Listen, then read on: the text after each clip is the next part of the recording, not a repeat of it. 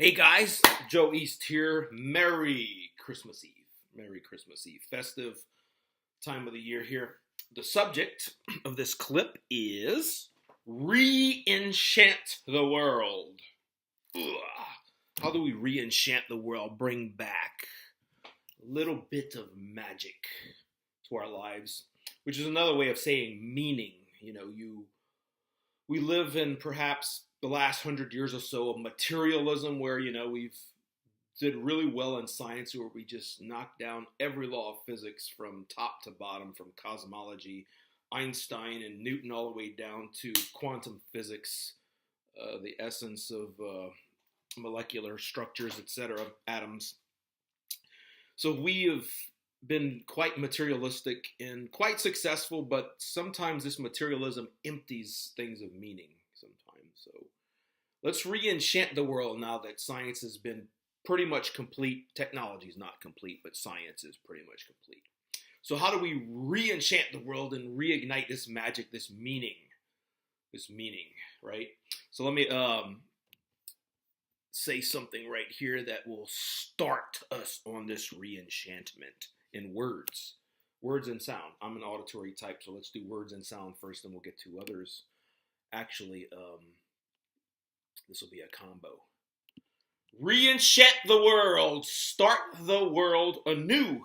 See the bright light of the shining sun, hear the loud clacks of thunder falling from heaven to earth. Feel the trembling and shaking of the earth as the meteors fall from the earth and the skies. Hear the voices of 1,000 angels singing, vibrating, and shaking the skies. Fireworks of bright colors gleaming in light. Wake up, ye sons and daughters of earth, and start the world anew. A re-enchantment, an incantation, right? So how do we do this practically? I was being a bit dramatic there, taking words and injecting emotion and some sort of magical feeling in there, re-enchanting. So how can we do this in our normal lives and just add a little bit of meaning to our lives, sometimes a lot if you can. So think of yourself as an artist. So some of you out there, a lot of you that follow me are probably a lot of musicians. I'm a musician. Some of you guys might be visual artists, painters, graphics perhaps. Maybe you guys create videos, stuff like that with a certain artistic flavor to it. There's the auditory, the music, there's the visual inside of the visual arts, the colors, the bright lights, the stuff like that, the pizzazz, sparkles, gold and silver.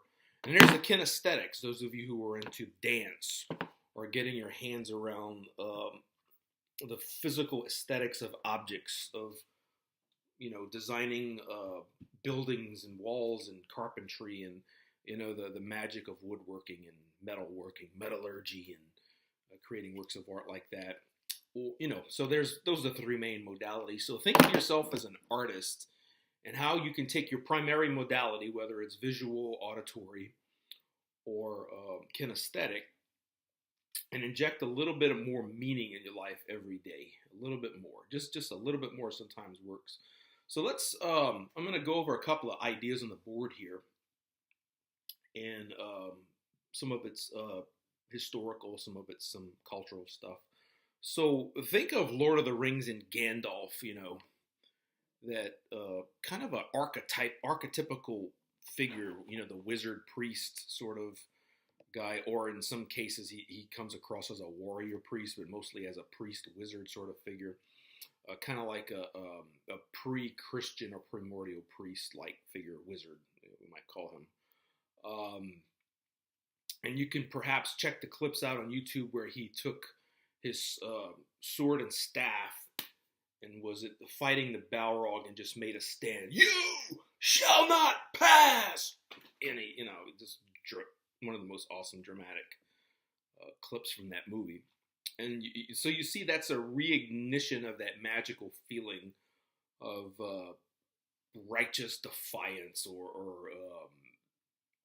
something that comes from here, not necessarily intellect. You can't instruct this, with intellect. You have to instruct it with that, that soul stuff, soulful or heartful stuff.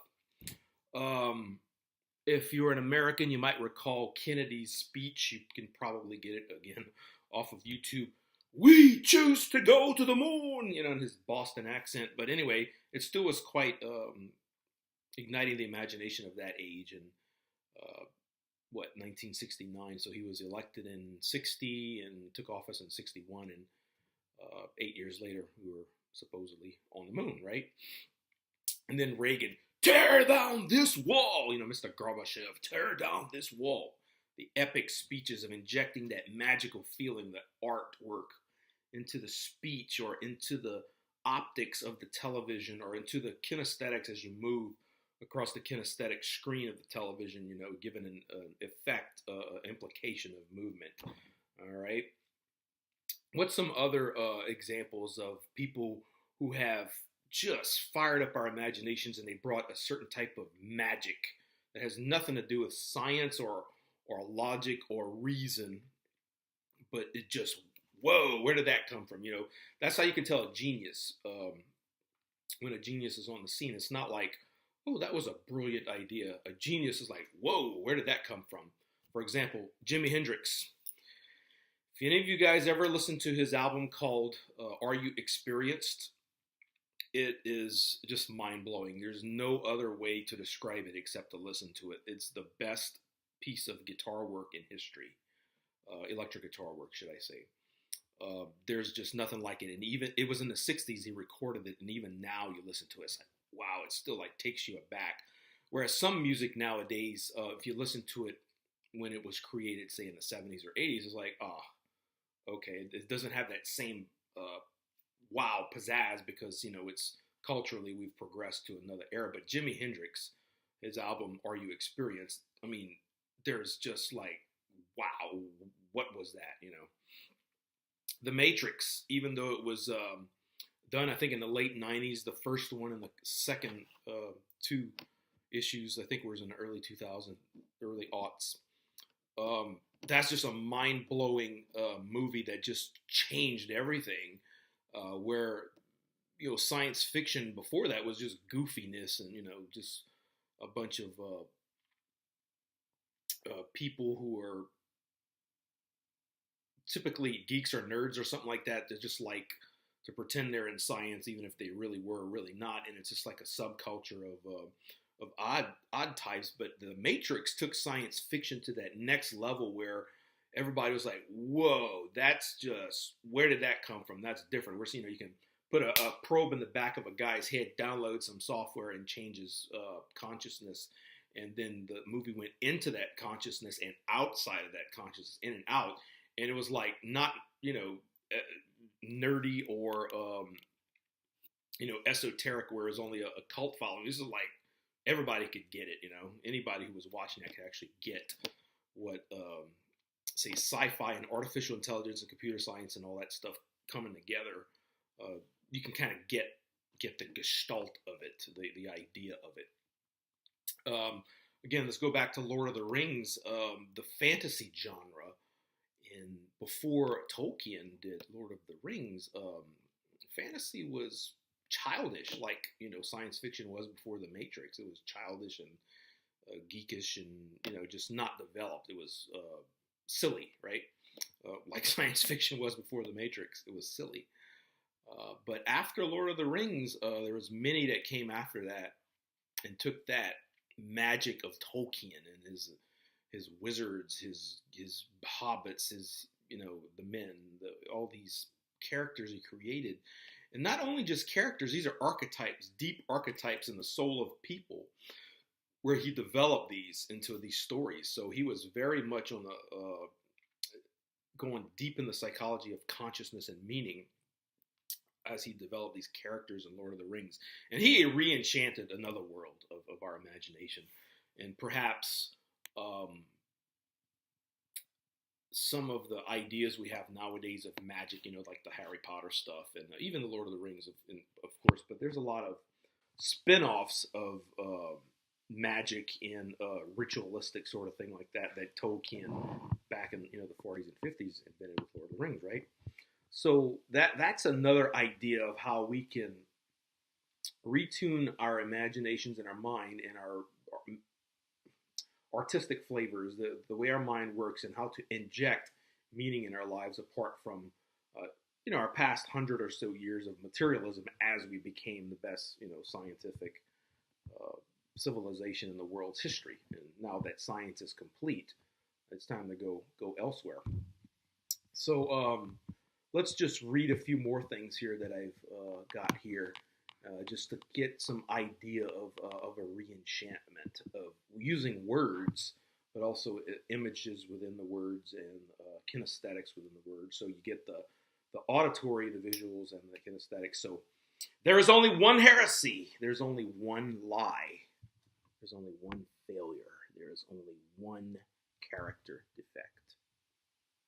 There's only one evil, one slavery. There's only one devil. This, my friends, is fear.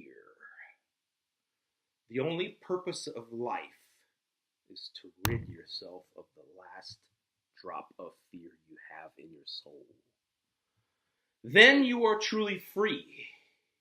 Now go forth and conquer yourself. Re-enchantment. At least that was my attempt at it, right?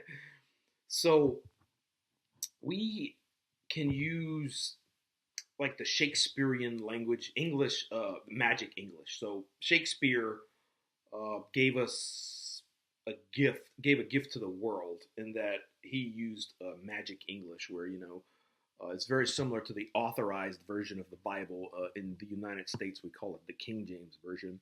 But it's very exalted language whereby you hearken back to a more ancient English, but you inject it into a modern English structure, and it has this magical sort of magical feel to it because it harkens back to a historical older English.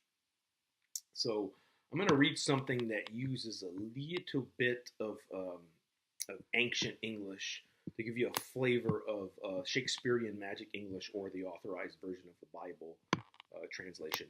O sons of Calvin, O ye apostates! Did you not know that you were doomed to the flames? Weep, you shining city on the hill. Your God is dead, and now you shall die. Evil wretches, you thought you were the elect. You knew not that you were the wretches and your enemies the elect. The Blessed Virgin protected you once, but no more. Ye fools, ye sorcerers, thou hast called judgment upon thy heads and upon the heads of thy children. Weep, for ye will utterly be destroyed with flame and sword.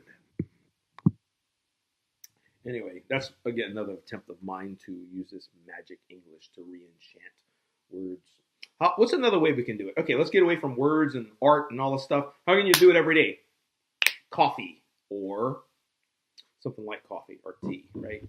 So whenever you click, you drink coffee with friends at a coffee shop, Starbucks, this is kind of a semi-sacramental drink. So it's kind of like gathering around the coffee pot or gathering around the bar and friends sharing this semi-sacramental drink, right? Because the sacrament is wine in a chalice, right? Whereby, if you're in a social gathering, it's kind of like an echo of the priestly chalice and wine, right? It's an echo. It's not the exact thing. It's an echo of it, right? So, coffee with, let's have coffee. Another way, I'm trying to inspire your imagination here, so I'm giving you some tools. I'm not, don't do this exact thing. Use this as a tool. Fire, candles, matches, smoke, magic. Lighting a candle. Let's see, there we go.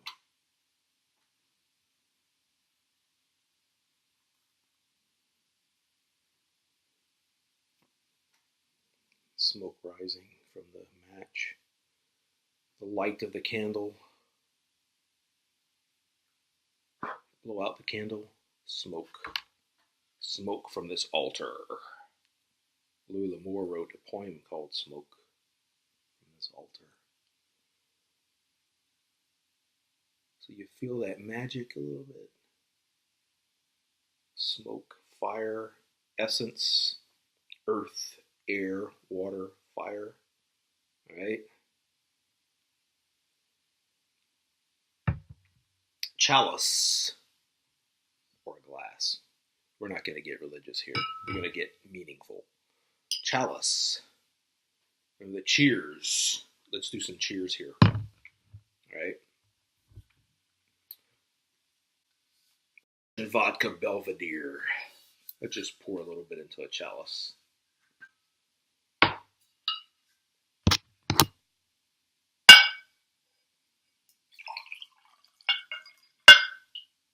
Nostrovia. Cheers, Nostrovia.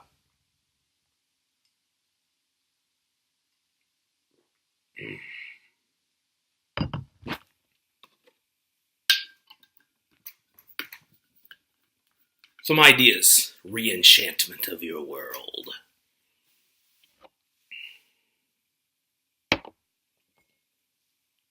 And so how are you going to do this? Use your imagination. Get some symbols. Put them on your door. If you're a Christian, get more crosses. If you're Muslim or Jew, get your symbols out. Put them around your house. Put them around your neck. Put them in your soul. Get these rituals down, right? Christians, right? Get your rituals back. There was a big thing in the Protestant churches during the Protestant Revolution to kind of tamp down on the rituals, but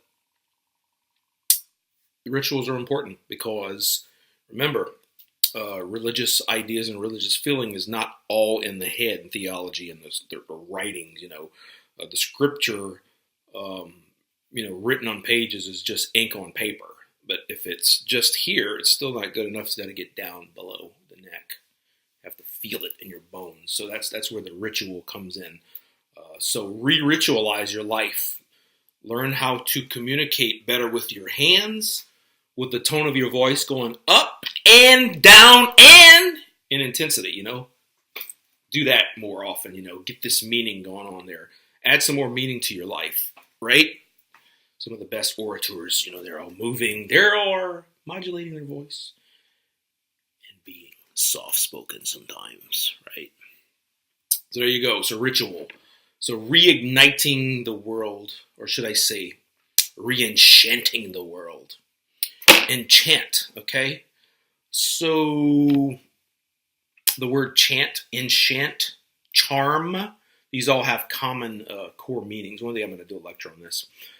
Charm, charme, French word chant, chanter, means to sing. Chanter, I sing, je chante. Chant, that's where probably where the English word chant comes from. French word chanter, chante, je chante. Incantation, you see that? It's a singing. The singing, is kind of the root of the word, but we also use it as charm, chant, enchant, the making of magic. So musicians and orators enchant using words and sound. So you're putting forth words and sound, and it's like magic to the audience, and it gives them spirit, it gives them salvation, it gives them, oh my God, they're enthusiastic after they get from a really good concert, from really good musicians that know what they're doing. Enthusiasm. What is enthusiasm? Enthusiasm is an inculcation of the gods. Enthusiasm. So the pressing of the gods, or the gods inside of a person. Enthusiasm, or possessed by the gods is another way to say it, right?